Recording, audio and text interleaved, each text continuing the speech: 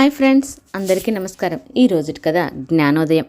Lily lily, ఎవరో తలుపు కొడుతున్నారు చూడు అని వంటగదిలోంచి అరిచింది చిత్ర. ఇటీవలే లిల్లీకి 4 ఏళ్లు నిండాయి. తల్లి అంతగా పిలిచినా లిల్లీ పలకలేదు.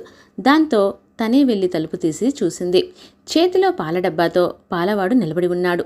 ఒక్క నిమిషం ఆగండి, గిన్నె తెస్తాను అని వంటగదిలో ఉన్న పాత్రను తెచ్చి పాలు పట్టింది చిత్ర. లిల్లీ, లేచి బ్రష్ చేసుకో, స్కూల్కి త్వరగా వెళ్దాం అంది చిత్ర. లిల్లీ నుండి సమాధానం రాలేదు. పడకగదిలోకి వెళ్ళి చూసింది. లిల్లీ సెల్ ఫోన్ చూస్తూ ఉంది. చిత్ర కోపంగా లిల్లీ చేతిలో ఉన్న సెల్ ఫోన్ లాక్కుంది. తీసుకెళ్లి బ్రష్ చేయించింది. స్కూల్కి తయారు చేసింది. లిల్లీని స్కూల్లో దింపి ఇంటికి చేరుకుంది. లిల్లీ సాయంత్రం ఇంటికి రాగానే అమ్మ వద్ద ఉన్న సెల్ ఫోన్ తీసుకుని బెడ్ పైకి చేరుకుంది. కాసేపు అయ్యాక అమ్మ, తలనొప్పిగా ఉంది అని ఏడుపు అందుకుంది. నెల రోజుల నుండి ప్రతిరోజు తలనొప్పి అని అంటోంది లిల్లీ.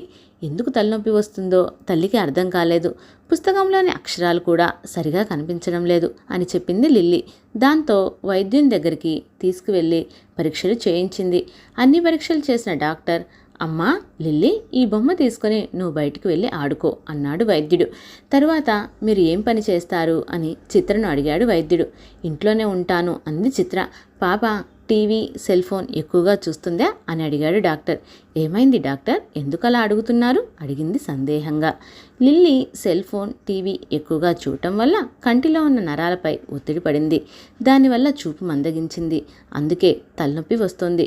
ప్రస్తుతం కళ్ళద్దాలు ఇస్తున్నాను, కొన్ని మందులు రాస్తున్నాను. కానీ మీరు మీ పాపను టీవీకి, సెల్ ఫోన్కు ఎంత దూరంగా ఉంచితే అంత మంచిది. లేకుంటే భవిష్యత్తులో పెద్ద సమస్యలు రావచ్చు అని డాక్టర్ విడమర్చి చెప్పారు. ఆసుపత్రి నుంచి ఇంటికి వచ్చిన తర్వాత చిత్ర చాలా బాధపడింది. నా వల్లే ఇలా జరిగింది. నేనే తనకి సెల్ ఫోన్ అలవాటు చేశాను.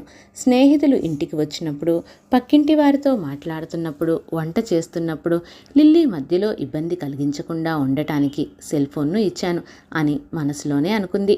అలా అనుకోగానే చిత్రకు ఏడుపు ఆగలేదు. అది చూసిన లిల్లీ, ఎందుకమ్మా ఏడుస్తున్నావు, ఏం జరిగింది అని ఊరడించింది. లిల్లీని దగ్గరకు తీసుకుని గుండెలకు హత్తుకుంది.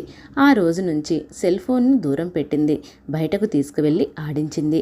సాయంత్రం వేళలా పార్కుకు తీసుకువెళ్ళింది. క్రమంగా లిల్లీ సెల్ ఫోన్ చూసే అలవాటు మానుకుంది. ఓకే ఫ్రెండ్స్, నా కథ మీకు నచ్చినట్లయితే లైక్ చేయండి, షేర్ చేయండి మరియు నా ఛానల్ని సబ్స్క్రైబ్ చేయండి. పక్కనే ఉన్న బెల్ ఐకాన్ క్లిక్ చేయడం మర్చిపోవద్దు. Thank you for watching.